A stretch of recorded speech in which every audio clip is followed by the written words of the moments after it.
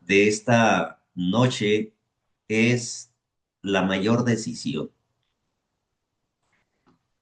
La mayor decisión es conocer a Dios. Para nosotros los que estamos aquí, esta expresión pues se nos hace muy sencilla, muy común, muy lógica y muy sabia. Pero si nosotros hiciéramos un análisis de lo que es la vida en este mundo, para la gran mayoría de las personas, la mayor decisión no ha sido conocer a Dios, por diferentes circunstancias. Algunos, tristemente, porque no han tenido la oportunidad. Pero desgraciadamente, por las circunstancias que vivimos, por el conflicto que existe entre el bien y el mal, donde Satanás está preocupado 24/7 en que ustedes, ni yo, ni los demás seres de este planeta tomemos la mejor decisión, que es conocer a Dios. Hay algo muy interesante. En Juan capítulo 17, versículo 3, nosotros encontramos un sustento para lo que les estoy diciendo hoy. Juan, el discípulo amado, él conoció en su transitar con Jesús cuál era la mejor forma de que todos nosotros podamos cumplir el objetivo por el cual Cristo Jesús vino a este mundo. Y Juan nos dice de la siguiente manera: y esta es la vida eterna. ¿Cuál? Que te conozcan a ti, el único Dios verdadero, y a Jesucristo, a quien tú has enviado. Escuchen la expresión, que te conozcan. El verbo conocer tiene una connotación bastante amplia y la vamos a ver ahorita. No es simplemente saber de la existencia de Dios, porque Santiago nos dice, tú dices, yo conozco a Dios, pues bien haces. El diablo también lo conoce y tiembla. Conocer a Dios tiene un contexto más amplio. Ahora, a lo largo de la vida, nosotros tenemos que tomar muchas decisiones, decisiones importantes, decisiones trascendentales. ¿Qué voy a estudiar? ¿Dónde voy a trabajar? ¿Con quién me voy a casar? ¿Dónde voy a vivir? Y es bueno que sepamos tomar esas decisiones, pero nada de esto se compara con la decisión más importante de la vida, es conocer verdaderamente a Dios. La salvación y la misión y la preparación para el regreso de Cristo depende de esta decisión. Si tú quieres ser salvo, si quieres cumplir con la misión, si quieres estar preparado para el encuentro con Cristo, todo esto está determinado por la decisión, y la mejor decisión, que es conocer a Dios. Por eso hay algo muy interesante, hay algo muy interesante que podemos entender, que el cristianismo no es solamente una religión correcta. El cristianismo es una relación viva, es una relación viva. Es poner a Dios en primer lugar. Por eso la mejor decisión es conocer a Dios. Pero cuando conoces a Dios, tú entiendes, comprendes y vives sabiendo que Dios debe de ocupar el primer lugar en tu vida y en mi vida. De ahí viene la expresión de Pablo: si coméis o bebéis o haces otra cosa, hazlo para honra y gloria de Dios. Entonces, el cristianismo es una religión viva.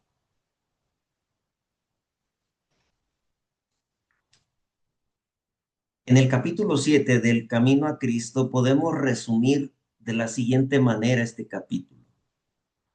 No basta tener una teoría acerca de la verdad.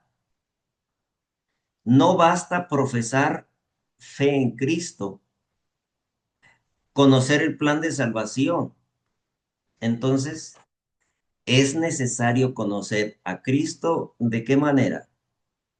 Personalmente. Personalmente.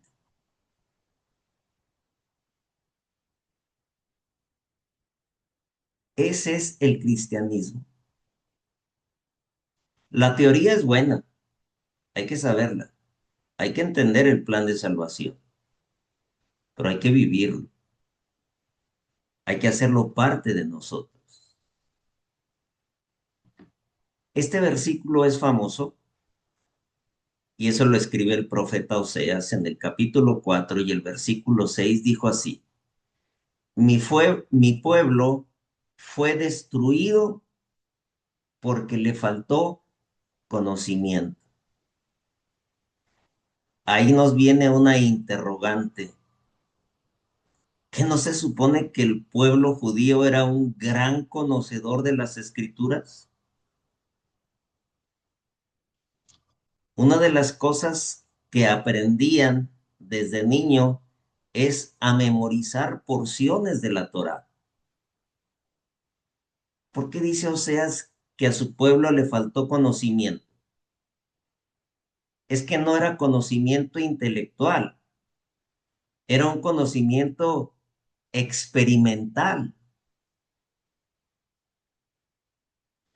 Hay un versículo que no lo traigo yo aquí, me vino a la mente, Juan 5:39. Y dice así: escudriñad las escrituras porque a vosotros os parece que en ellas tenéis la vida eterna y ellas son las que dan testimonio de mí. ¿Saben que ese versículo era un reclamo para los fariseos? Jesús les estaba reclamando. Ustedes estudian las escrituras porque piensan que estudiando las escrituras van a tener la vida eterna. Y les quiso decir así: pues saben que no, nadie tiene la vida eterna por leer la Biblia. Y les dijo Jesús: ustedes no entienden que las escrituras hablan de mí y ustedes no me quieren aceptar a mí. Por eso el conocimiento intelectual es bueno, pero más importante es el conocimiento experimental. Por eso Pablo dijo: ya no vivo yo, sino qué cosa, sino Cristo vive en mí. Era un conocimiento experimental. Por eso Pablo llegó a decir: para mí el vivir es Cristo, el morir es ganancia. Esto nos tiene que ayudar a reflexionar y a entender, porque acuérdense una cosa: no olvidemos que vivimos en un conflicto cósmico.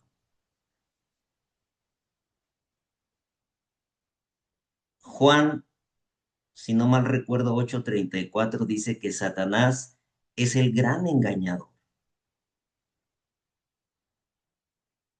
Y él no nos puede decir que no creamos en Dios, porque ya no es una estrategia para él. No nos puede decir que no asistamos a la iglesia. No, porque no es su estrategia ya. Lo que nos puede engañar es que sí, conozcan las doctrinas, guarden el sábado, sean fieles, pero ¿saben qué? No profundicen en Dios. Podemos ser religiosos, pero en realidad no somos cristianos. Hay que ser muy, muy cuidadosos.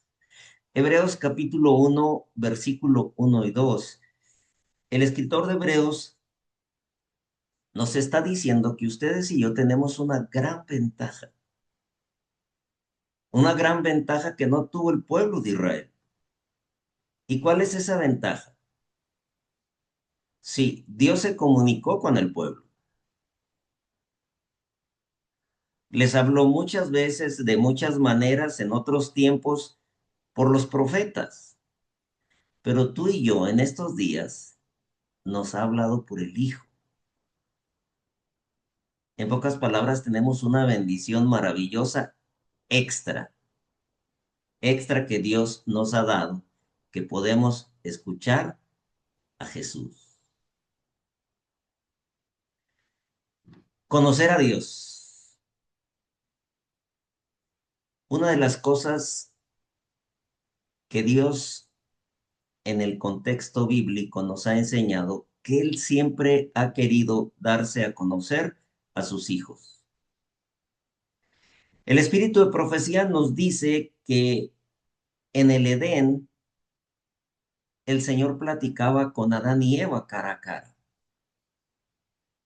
Desgraciadamente el pecado formó una barrera entre Dios y los seres humanos.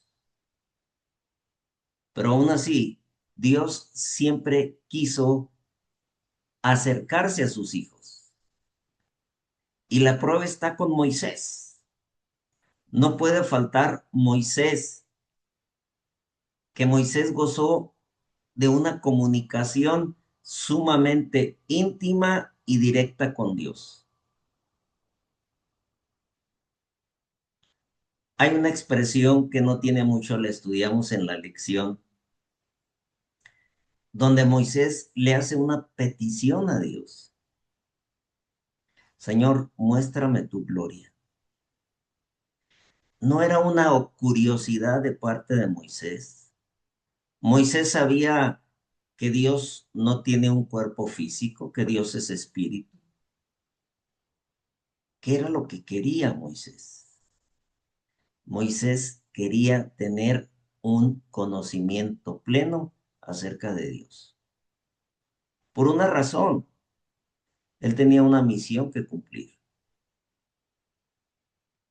Yo tengo mucha gente aquí a la cual voy a liderar y yo quiero saber quién realmente es usted para que yo pueda transmitirle de una manera clara a la gente quién es Dios. Y el Señor se lo permitió. El Señor se lo permitió. Y podemos decir de esta manera, Dios conoció a Moisés cara a cara. Y en esa experiencia Moisés también conoció a Dios, lógicamente cara a cara. ¿Y por qué decimos eso? Porque Moisés lo presumió él mismo.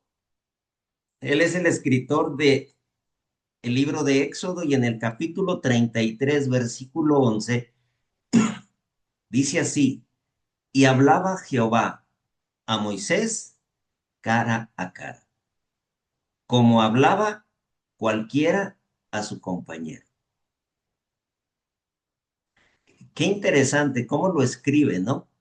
Porque él pudo haber dicho, y me hablaba Jehová cara a cara, me hablaba como a cualquier compañero, pero él en una manera literaria dice, y hablaba Jehová a Moisés cara a cara, como hablaba cualquiera a su compañero. ¿Qué fue lo que hizo de Moisés un gran hombre? ¿Qué fue lo que hizo que lo transformó de tal manera que vivió una relación tan estrecha con Dios? No fue el cargo que había recibido, fue una convicción que él sabía que Dios tenía un plan para él y él estaba dispuesto a hacerlo de la mejor manera. Ahora, ¿había promesas? Sí. Él mismo se las transmitió al pueblo. El pueblo comentó, oiga, esto es interesante, dile a Jehová que haremos todo lo que él dijere. Al final falló el pueblo, Moisés no.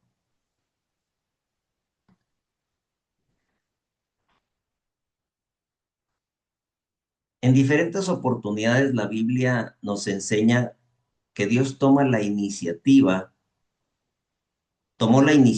para llamar y hablar a Moisés, para responder todas esas inquietudes que él tenía. Era un gran trabajo el que tenía que hacer. Ahora, Moisés, Moisés había cometido un error. Moisés era humano. Moisés se le quiso adelantar a Dios en ser el libertador de Israel. Yo casi pienso que Dios se lo había hecho saber, como se lo hizo hacer a Rebeca, diciéndole que dos naciones había en su vientre y que el menor serviría al mayor. A Moisés se lo hizo saber, pero Moisés se adelantó. A veces queremos ayudarle a Dios, pero Dios no necesita de nuestra ayuda. Y eso le trajo una desgracia, porque Moisés pasó 40 Era, años en el desierto. ¿quién? No, el Edgar, encargado. vamos Sí, perdón. a apagar el Sí, micrófono, por gracias. favor. Sí, gracias. 40 años estuvo en el desierto. ¿Dónde está? Ahora, había perdido muchas cosas, sus habilidades, hablar sin nadie, de tal manera que llegó el momento que quiso desistir, quiso rechazar el llamado. Y lo quiso rechazar más que todo ¿Dónde está? porque se sentía Desconectar mi audio, ¿no? incompetente, se sentía incompetente. Pero al final de la historia, nosotros sabemos que él decidió participar, él decidió ser ese líder que Dios había querido que él fuera. Ahora, aquí hay algo muy interesante.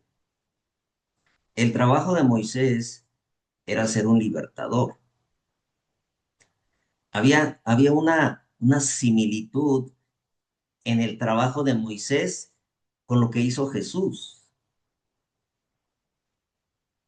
Moisés fue un tipo del antitipo con Jesús. Ahora, Dios le hizo una petición a Moisés. ¿Sabes qué, Moisés? Quiero que también lo hagas por escrito. Quiero que tú transmitas la voluntad al pueblo, pero quiero que lo hagas de una manera escrita. Y en algunos momentos Moisés les leyó al pueblo lo que Jehová había pedido. Miren, esto me emociona por lo siguiente. Cuando tenemos una relación estrecha con Dios, en ese momento nos tornamos en sus portavoces para aquellos que nos rodean. Moisés, entre comillas, su incapacidad, Dios lo utilizó de una manera espectacular. Eh, Esto me trae una pregunta. ¿Qué tenía Moisés que Dios lo estaba llamando a cumplir una misión? ¿Qué había en Moisés? Déjeme decirle que no había nada fuera de lo que tú y yo podamos tener. Entonces, esto me sorprende por lo siguiente, porque Dios tiene un plan para todos sus hijos. No existe uno solo que pueda decir, yo creo que Dios no tiene ningún plan para mí. No, Dios tiene planes para todos sus hijos, para ti, para mí. Tal vez no vamos a ser libertadores de una nación, pero podemos ser libertadores de una familia, de dos familias, de tres familias, de cuatro familias. Eso el Señor te lo hará saber. El Espíritu Santo te va a guiar. Porque si tú tienes una relación estrecha con Dios, tú y yo vamos a ser portavoces de Dios. Alguien tiene que decir, gracias a Dios, porque a través de Él yo conocí a Dios.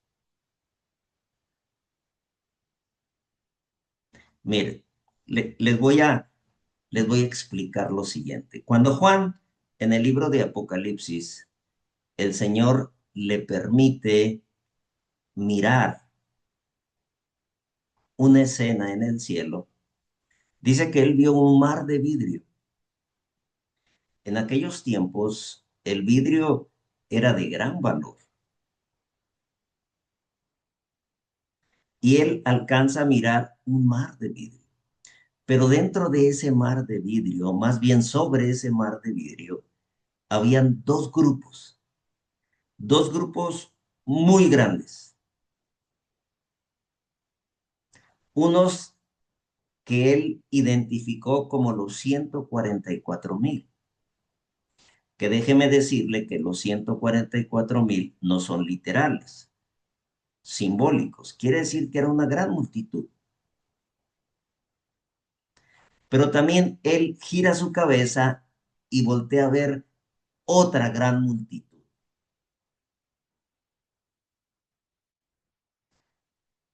Una pregunta. Los que estaban ahí, ¿por qué estaban ahí?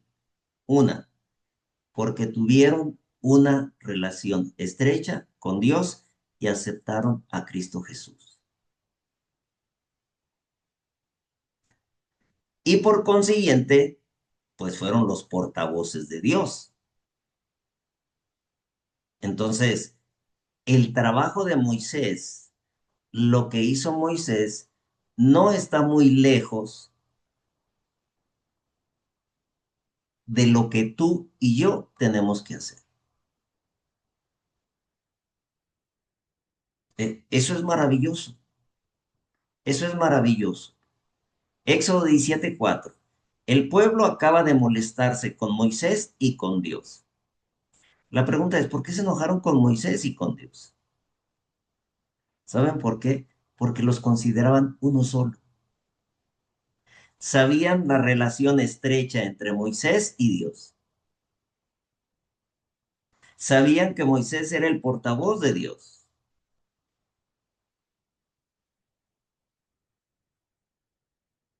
¿Tienes una Biblia? Yo sé que tienes una Biblia.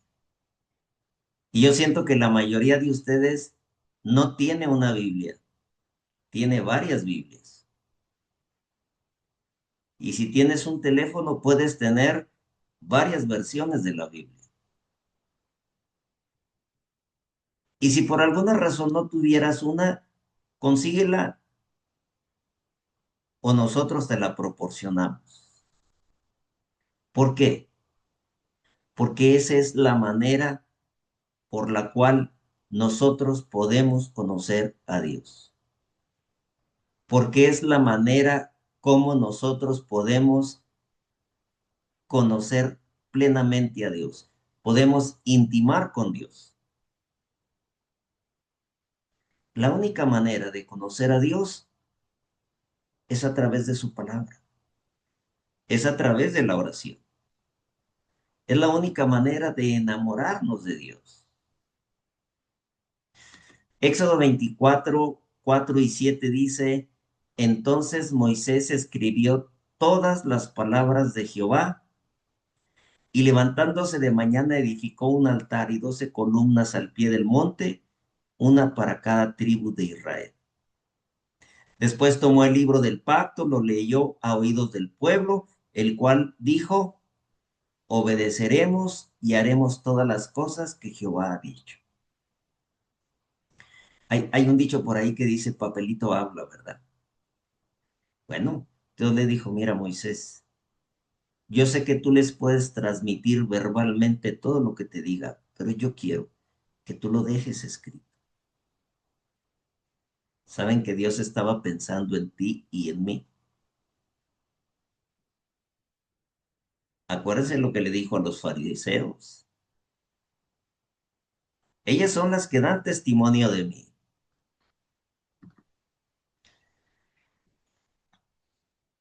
¿Qué contraste? El libro escrito por Moisés y escuchado por el pueblo, este era un testigo poderoso en favor y en contra de ellos mismos. En favor si lo aceptaban, en contra porque había algo escrito, lo cual no se obedeció como Dios lo pedía. Y hoy está para nosotros también. Hoy lo tenemos con nosotros. A través de ello, nosotros nos damos cuenta todas las maravillas que Dios hizo con el pueblo de Israel.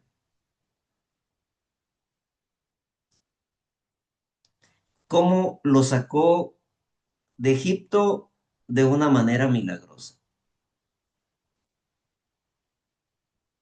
El Señor les dijo, lo saqué sobre alas de águila. En pocas palabras, de una manera milagrosa. Y la pregunta es, ¿qué valor tendría la historia del pueblo de Israel sin una enseñanza para nosotros hoy?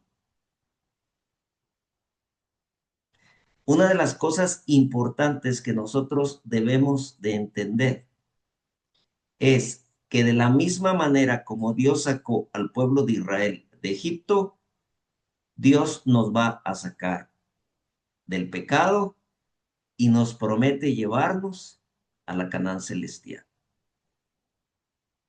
Hay una expresión muy común hoy que decimos así: lo que estoy comiendo me lo gané con el sudor de mi frente. Sí, hoy existe el comercio y el sistema monetario, pero en realidad el que nos sustenta es Dios. Y la prueba estaba con Israel. 40 años en el desierto y nunca les faltó en 40 años el alimento. Ni siquiera la ropa se les desgastó. Aún estando en el desierto ni calor tenían porque había una nube que los protegía. No tenían frío porque había un fuego que los calentaba. Esa es la manera maravillosa como Dios los mantuvo. Y de esa misma manera, el Señor está dispuesto a sostenernos a nosotros. Y la única manera es permitirle a la Biblia que refresque nuestra memoria y nos invita a confiar en esas victorias que Dios dio y que Dios está dispuesto a darnos a nosotros hoy. Vienen tiempos difíciles, difíciles para el pueblo de Dios. Y la única manera de subsistir es a través de la fe en Cristo Jesús. Alguien dijo esto y me encantó. Dios es un Dios de oportunidades. ¿Por qué de oportunidades? Porque con cada error que nosotros cometemos, es una oportunidad que Él tiene para mostrarnos su gracia y su fidelidad. Y la Biblia da testimonio de ello. Nosotros sabemos que la vida de Moisés no fue perfecta. Hubo varias luchas, desánimo, cansancio, frustración. Sin embargo, él tomó la mejor decisión de su vida. En todo momento, el diálogo íntimo con su Dios lo sostuvo y lo supo preservar. Y hay algo muy interesante. Yo siempre me he imaginado la cara de sorpresa de Moisés. Él anhelaba entrar a la tierra prometida. Él sabía que si era una promesa de Dios, iba a ser una bendición, pero cometió un error. Y ese error, Dios le dijo, no vas a entrar. Yo quiero imaginarme a Moisés rogándole, diciéndole, Señor, perdóneme. Sí, ya te perdoné. Sí, pero déjeme entrar. No, no vas a entrar. A veces pareciera como un acto vengativo de parte de Dios, pero lo que pasa es que Dios le tenía una sorpresa maravillosa. No vas a entrar a la tierra de Canaán, porque vas a entrar a la Canaán celestial. Y quiero imaginarme a Moisés cuando es despertado y es trasladado lleno de emoción, de alegría, reconociendo las maravillas de Dios. ¿Cuál fue el secreto de Moisés? Fue algo muy sencillo. Él hablaba con Dios. Y esa misma oportunidad que él tenía, la tienes tú y la tengo yo. Vivir con la fe, con la esperanza, confiando en que todo lo que Dios promete será una realidad para ti y para mí. Patriarcas y Profetas, página 264, dice lo siguiente. La comunión diaria con Dios es esencial para el crecimiento espiritual. La comunión diaria con Dios es esencial para el crecimiento espiritual. El camino a Cristo en la página 77 dice, conocer a Dios es amarle. Su carácter debe manifestarse en la vida de nosotros. Nadie de nosotros vamos a ser salvos por saber más. Lo vamos a hacer por relacionarnos con Cristo. Estoy terminando. La mayor decisión es conocer a Dios. ¿Por qué? Conocer a Dios es vida. Conocer a Dios es salvación. Conocer a Dios es prepararnos para su venida. Camino a Cristo, página 70. Una vida en Cristo es una vida de confianza, de reposo y de poder. Termino con una pregunta. Si hoy Jesús te pregunta, ¿me conoces? ¿Qué le responderías?